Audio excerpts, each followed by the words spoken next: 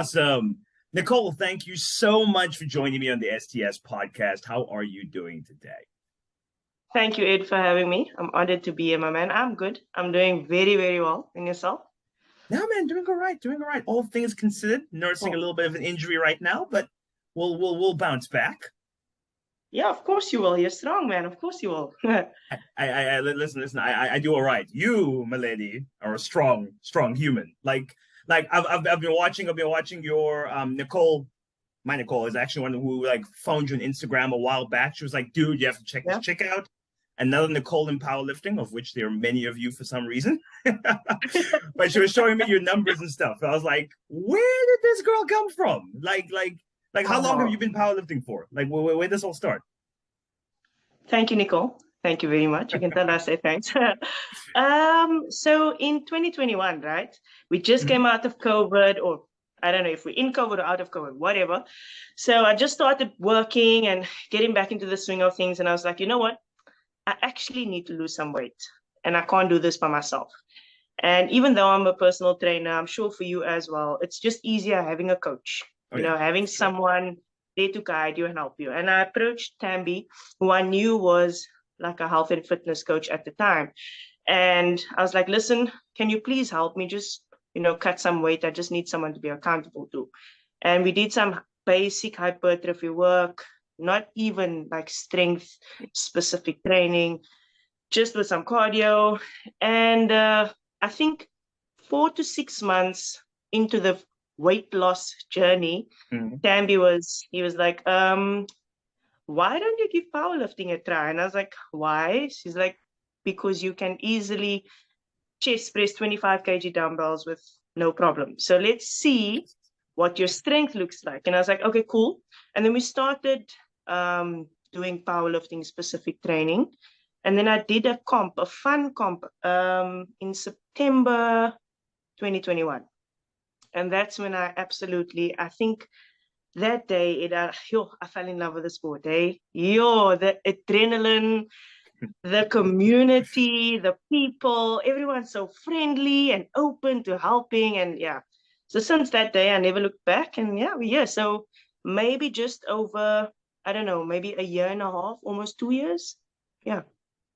I freaking love that story. I love that story because like for me in powerlifting was a somewhat similar story. I'd been like strength training for like hypertrophy and stuff for a while before that, and I had because I was studying human movement science, and like we had this like listen, we Yeah. have an assignment. You have to pick a sports club, shadow them for a bit, figure out how a sports club runs.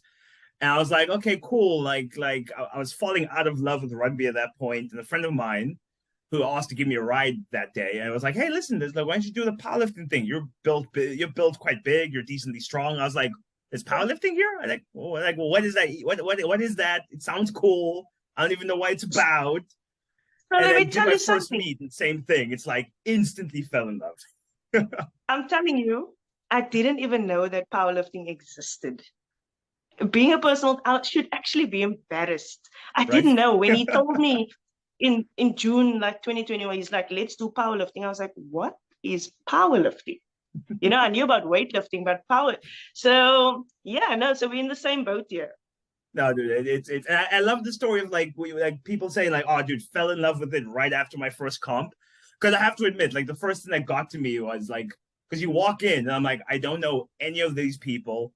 I don't really know the rules all that well. I'm a complete newbie, and like I find powerlifting circles are some of the most supportive and like 100%. complimentary and like just like you walk in and these oaks who are like twice your size and 4 times stronger than you are like, hey, you're new. You've been here before. What's your warm up? Can I help Yeah, you? Do you need a rack? I'm like, this is like, it's overwhelming how nice powerlifters are actually, despite how scary you think they might be. exactly. That's like I feel like powerlifting is the friendliest, strongest community on this planet. I Friendly agree. being like top of the list.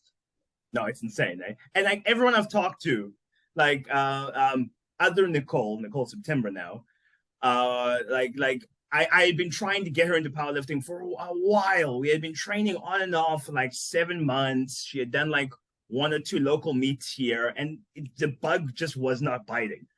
And then she qualified for nationals. We went to nationals. And I think it was Anton Buckner. I can't remember exactly who. I think it was Anton.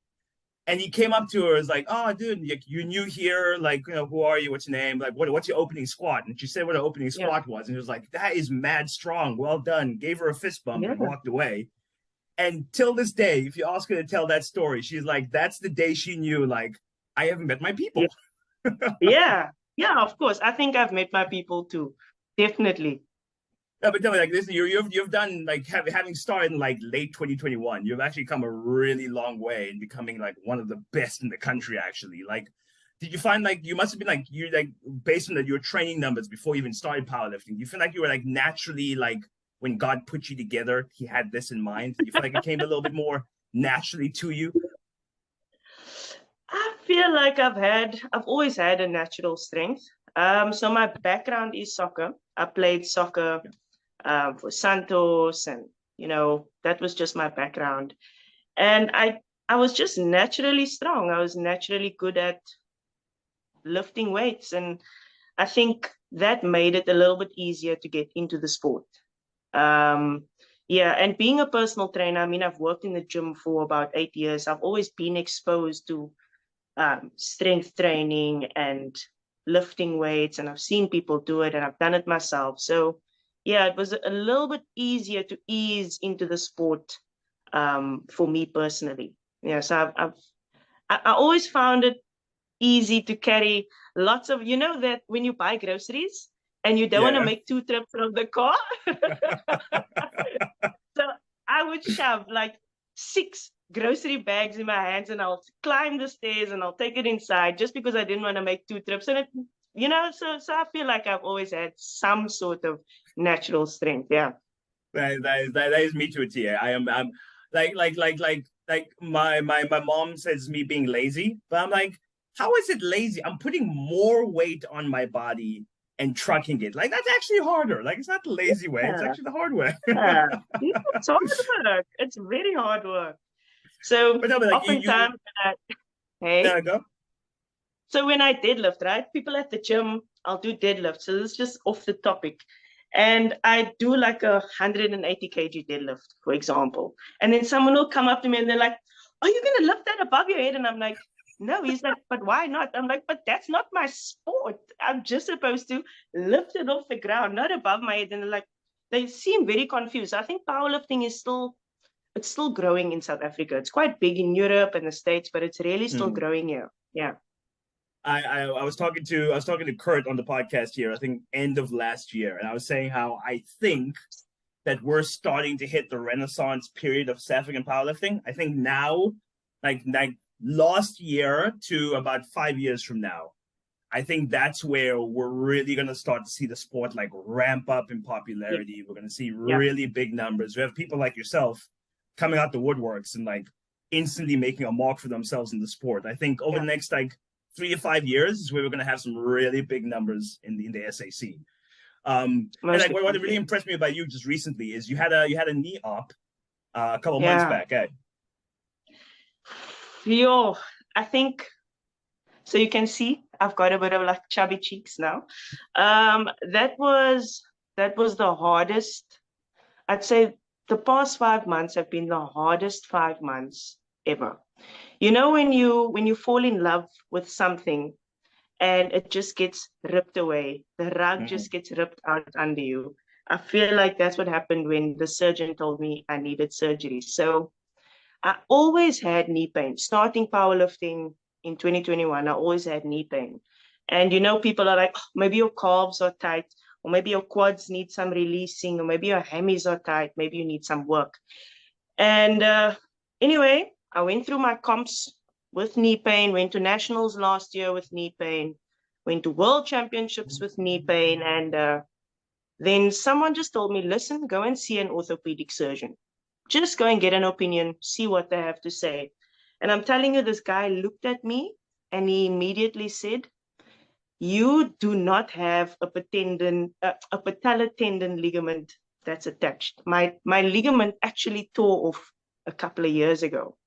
And what happened was there was some cartilage that grew behind the ligament, and Mm-hmm. that's how I was able to flex and extend my knee. So yeah, I had to have the surgery, and I couldn't go to Commonwealth, which was really, really heartbreaking for me. But I'm really glad that I did the surgery. I'm slowly recovering, and yeah, so it was really hard, but I'm slowly getting back into it.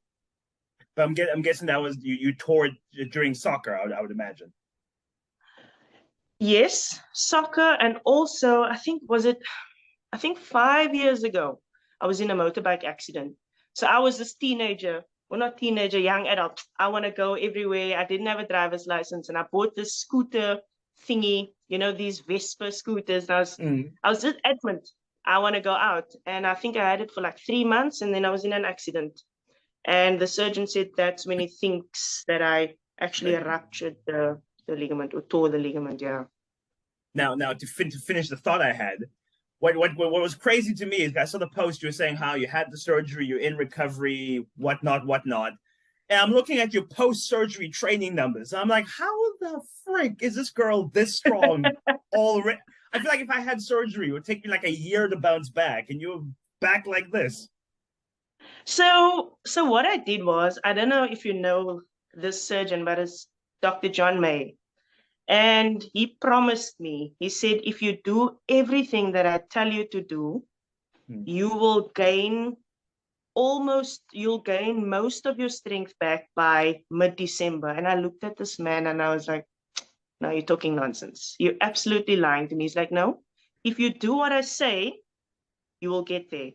So I think I had the surgery, if I'm not mistaken, I had it the Friday. Mhm. The Saturday, I was on a bicycle, believe it or not.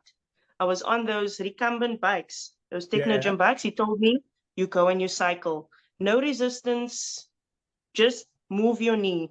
And every single day I had to cycle for 10 minutes. It was the most painful cycling Can imagine. experience I've ever had. But he firmly believed that you begin moving from the moment you get off that hospital bed. And that's exactly what I did. I went to a physio and I was like, listen, I'm going to work hand in hand with you and the surgeon. And I think a month after the surgery, I could start with the bar. So 20 kgs, right? Mm. And then he said, every week or second week, I just add 10% to the total weight. So it's Okay. 20 kilos. I started with 20. And then I think I went to like 22.5. And then I went up to 25. And that's how every second week I took the weight up by 10% of what that weight was the previous week. Mm. And sometimes it was a little bit painful and I had to back down. But believe it or not, by December, I was fine. I was totally fine. I don't have knee pain. The scar still hurts because it's a bit of like a keloid. But Ah, okay. yeah, so I moved from the moment I got off that hospital bed. I was determined to heal. Yeah. That's actually incredible because I had a very similar experience with my second surgery. Because I had a torn meniscus on my left leg. I've had surgery on both knees, but the torn meniscus on my left leg now. It was it was actually hilarious because I was still waking up from the anesthesia. So I'm like, I'm technically awake and I'm technically talking, but like I'm not registering what's happening. Yeah. And so I fully woke up when I'm like in the hallway, and I'm like, what am I doing in the hallway? Like, what the hell's going on? It's like the physio was there. It's like, oh no, we're walking around to get your knee moving. And I'm like, when Yeah. did I even climb out of bed? Like, how did I get here? So we joked around Yeah. that they had me moving before I was even fully conscious. It was a whole thing. I think I had surgery, the anesthesia wore off, and I had to walk out of the hospital on crutches. He didn't want anyone to even push me in a wheelchair. He's like, Hmm. ma'am, you've got strong arms, use your arms and just move. Yeah. So I think the I'm key to recovery was moving. Yeah. and now what I love about that as being a personal trainer, you also know it's like people underestimate the power of just movement as being medicine, as being healing, as Yeah. being medicinal. So I love the fact that the medical world is finally catching up with surgery and stuff, but it's just general health issues. 100%. There's so many people I know is like, listen, all the meds you're on, your blood pressure, your cholesterol, and all that goodness. If you just took a half-hour walk every day, you could Exactly. half or eliminate all of that cack. 100%. I wish more people caught that idea. Movement truly, if it's one thing that I learned from the past 5 months. Movement, my friend, is medicine. 100%. Because like I was telling a friend of mine at the gym yesterday when I was doing my bench day. I was saying how like because I've semi blown my back out because I had like a bulging disc about a year and a bit ago. And I've done something now as deadlifting, and I felt it tweak as I put the bar down. I'm like, it doesn't feel great. So I was telling him like, listen, like years of powerlifting, my pain tolerance is quite high. So something that's not a big deal for me might be a big deal for someone else. But he was saying how it's like, oh no, like when you bulged your disc originally, like how long did it take you to get back into it? And I was like, I was deadlifting 300 like 5 months later. And I was saying how it's like, but that was because like literally like I blew it. I think I blew it on the Tuesday squatting. That Friday, I was back in the gym trying to do like upper body stuff. It was so bad actually. It's actually quite stupid when I think about it, but that's how determined I was. It was so bad that I couldn't stand the drive from my place to the gym. Like my lower back was shooting pain from the disc. So before I went into the gym, I had to lay on my back seat with my feet up just to get the pressure to ease off for like 10 minutes. Word. Then I walked into the gym. I was like, okay, all machine stuff, so my back doesn't have to stabilize. And I was like, sure, my back and my legs hurt, but my upper body's fine. I'm gonna do something with my upper body. You are special. You are special. Special.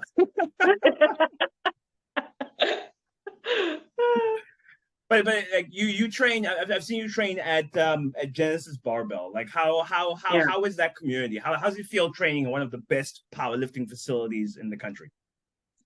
You know, I absolutely I enjoy training at Genesis. So to put it into perspective, I love about 45 minutes up to even 50, maybe 52-minute drive from Genesis, right? Which area is that? I live in Turkey, and Genesis is in Brackenfell. Dude, that's all the way across up. Yeah, no. I know. But when this gym opened up, I was so excited.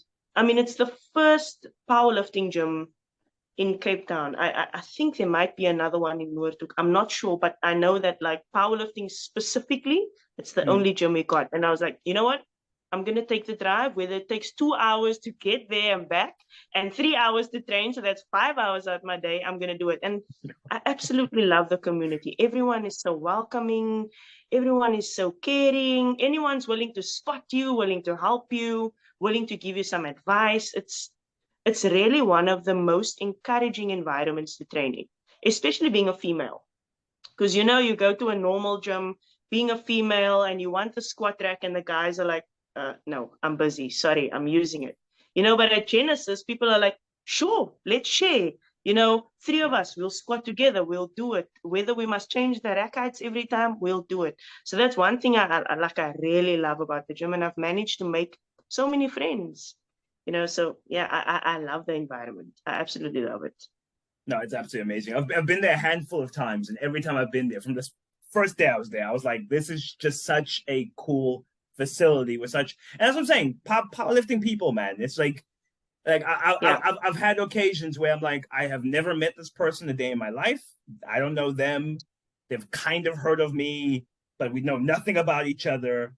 And we'll walk away from Genesis and be like, I had a really good conversation with this dude, and now we're decent mates. Like next time I see you, I can come up to you and have a conversation because like we cool like that. Whereas like in commercial gyms, you'll see the same faces a bunch of times and like we never speak. Yeah, no. So that's what I like. Everyone is so approachable. To put it into perspective, everyone's approachable. You can go up to someone and be like, hi, how are you? And we have something in common. We can talk about powerlifting. We might not be able to talk about jobs and business and finance and whatever other topics there are, but we have powerlifting in common. And that's what makes it fantastic. Yeah. No, it's an absolutely amazing place. But tell me, like, how has this affected your personal life, like with your own friends, your own family? Because like with me, like I'm if you get me started in health and fitness and powerlifting, I'll talk your ear off for hours on end. And my friends and family who are not into that are pretty sick of me at this point. Like how's that affected your dynamic? Seeing as you're relatively new, you've found this success.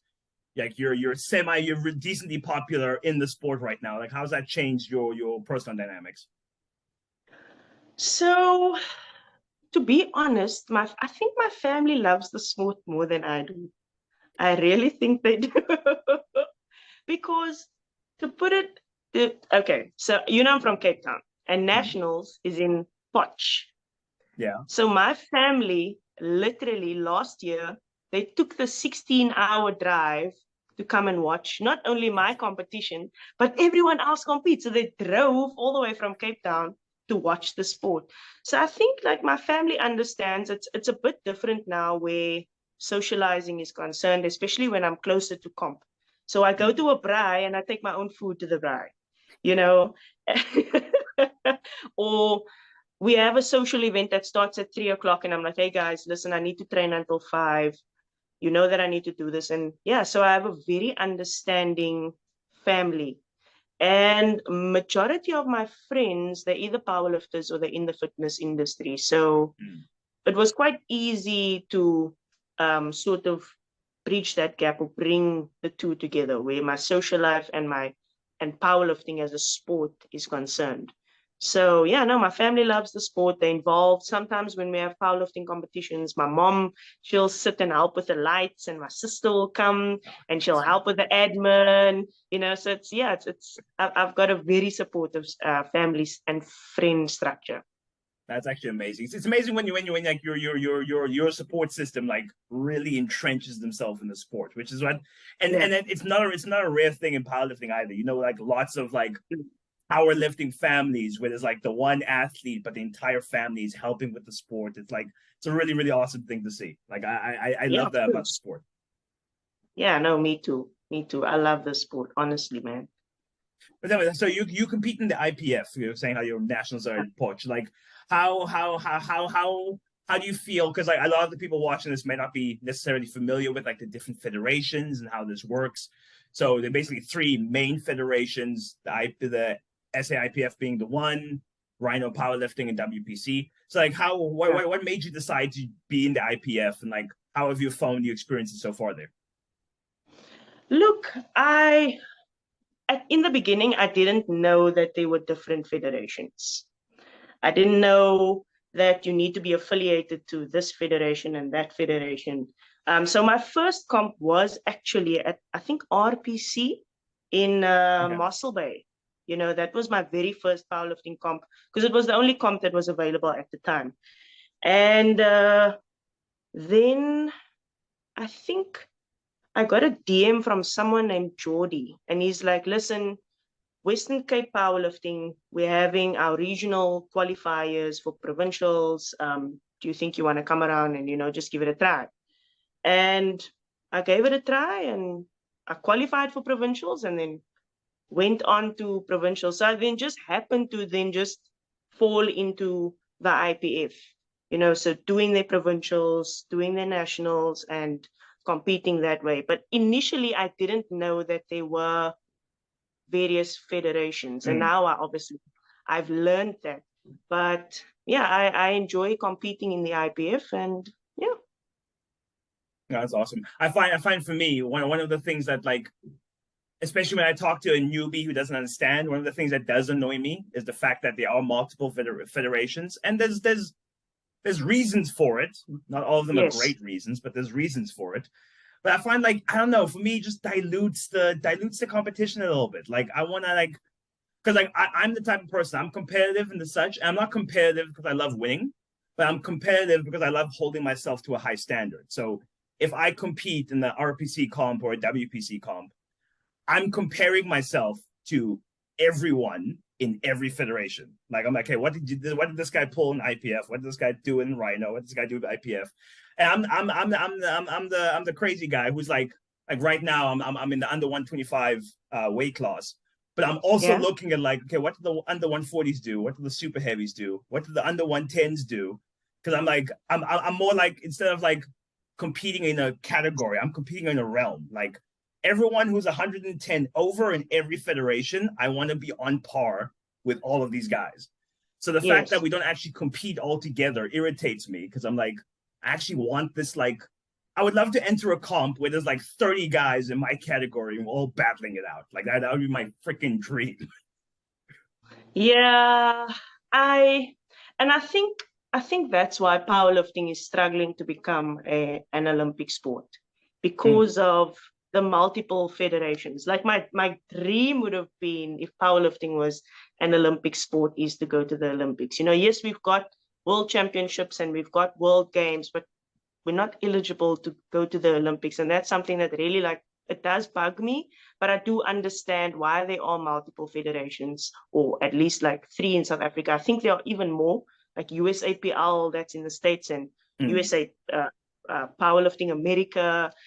So yeah, that's one thing that really does break my heart is that I don't even know if powerlifting can become an Olympic sport, you know. If I was a betting man, I wouldn't bet on it coming in because it I know. looks like weightlifting is on its way out for Yeah, reasons. So yeah, I wouldn't think, which also breaks my heart because I'm like, listen, like or at least powerlifters, not me necessarily because I'm not quite there yet, but like powerlifters are just as talented as any other high level athlete in any other exactly. sport. And you'll get there like, oh, that's an Olympian, and they give all this praise. So I'm like, you're an Olympian in skateboarding. Here I am busting my ass, squatting weights that could literally kill me. I don't get the same kind of recognition just because someone decided, oh, this is an Olympic sport and this one isn't because of reasons. You know, it's Yeah, actually quite dumb. It's dumb how fame and popularity work. Where it's like we arbitrarily decide, okay, cool, like figure guess what? skating Yeah, is the shit. Powerlifting is yeah, yeah. yeah, yeah, yeah. No, I get you 100%. But I guess it's one of those things, and maybe someday in the future we'll see the change. I don't know. Fingers crossed. Fingers crossed. You never know. You never know. The what they say? Truth is stranger than fiction or something like that. So you never know what Yeah. the future is going to hold. But speaking of future, so what's your 2023 plans? Like what are you looking forward to? What's your plan? Ah, okay. So, as you know, I've got nationals in March. That's the end of March. South African nationals, where we compete to qualify for world championships. And I'm a firm believer, like, yes, I know that what I'm hitting in the gym now, fantastic. But I can tell you what you hit in the gym and what you hit on a platform, two totally different things. So I don't really have expectations for this year. I know the competitions that I want to do, but in order to do those, I need to do really well at nationals. So that's my main Mm. focus at the moment, you know, to just see how it goes and perform really, really well, to actually qualify for the rest of the competitions for the year. You know, it would be fantastic to do world championships in June, and it would be fantastic to do African championships in, I think it's in September. So those are two other comps that I would love to do, but it's all dependent on how I actually perform at nationals. So yeah, we'll see. So at the moment, I just want to do better than I did last year at nationals, God willing, hopefully. I love stakes like that because like it normally like for me like again I'm a person who thrives on pressure, so I love putting unnecessary pressure on myself. So I love it when it's like this isn't just another meet where I can afford to not do well. It's like no, I need A, B, and C at this meet in order to make the next phase of the plan work. I Yes, love it when it's like, yes, listen, you have to do well at nationals in order to qualify for. Because that makes it real. I like yeah, pretending every year. I pretend I'm the star of my own movie, and like yeah, every training session is a little bit of my training montage, and then this is the big climax of the movie at the meet, and then it's either a happy ending or it's a sad ending or whatever it is. I feel like I need that kind of pressure in order to motivate myself to do well. You know? yeah. Yeah, no, I am exactly the same. So to be honest with you, I replay the day I step onto that platform at nationals. I've been replaying it in my mind since December. Every single day, I take myself through every squat, through every bench, and through every deadlift, just running it in my mind, because I feel like the sport is, yes, it's physical. We know we work really hard to get those numbers, but it's mental as well. You know, if you're not mentally present on the day and you get scared or you allow, I don't know, whatever to get to you, you're not going to perform. 100%. So as much as it's physical, it's mental as well. So yeah, for now, nationals, let me just get through that, and then we'll see what the rest of the year holds.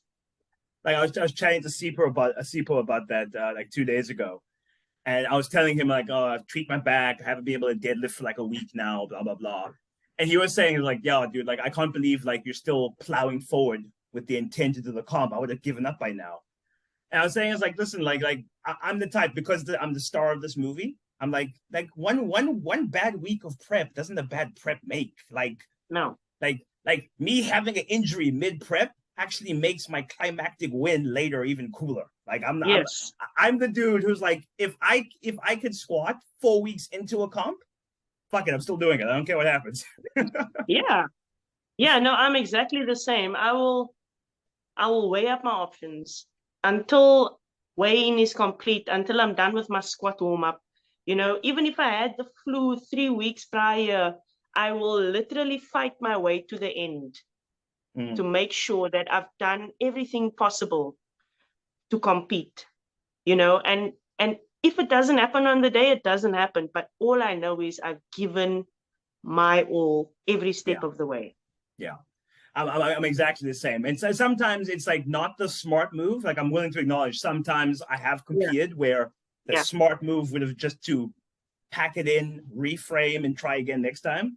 But I'm the type of person like at the end of something, I would rather I tried everything and it didn't work and I failed than to like put in the towel and then wonder like, oh, what if I Yeah. had done it, and what Yeah. if like I would rather crash and burn than live with like the what ifs. Like that's just how my brain works. And so far, it hasn't cost me catastrophically, and fingers crossed that it doesn't. But that's my mentality, and that's how I have fun with the sport. Like at the end of the day, I feel like Yeah. because you don't get the Olympic accolades and the fame and fortune. Like my whole takeaway from powerlifting is I'm trying to have the maximum amount of fun with the sport as possible, because that's the only thing actually up for grabs here. Everything else is Yes. just like fairy dust. Yes. Definitely fairy dust. And I think that was my mentality getting through this injury or getting through surgery. You know what? And I told myself, if you want to be good at what you do, you have to give your best every single day. And it wasn't always easy. There were days where there were weeks where I was like, you know what? I'm actually a loser. I'm never going to do this again.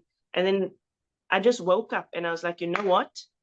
You have to give your all every step of the way. People don't become successful by quitting or by, giving up. And I would always have to live with that what if I just pushed a little bit harder. So I'm all about pushing boundaries within boundaries. Yeah. Nicole, you are absolutely phenomenal. I'm wishing you the best of luck with your training going Thank you, forward. man. Thank you so much for joining me on this little Thank podcast. It you. was Thank so you. Thank awesome you. having you. I'd love to have you again in future. Yeah, of Is course. there anything in closing you want to say before I let you go? Firstly, thank you for having me, Ed. I'm really honored to be on this platform, and what you are doing, my man, it's amazing.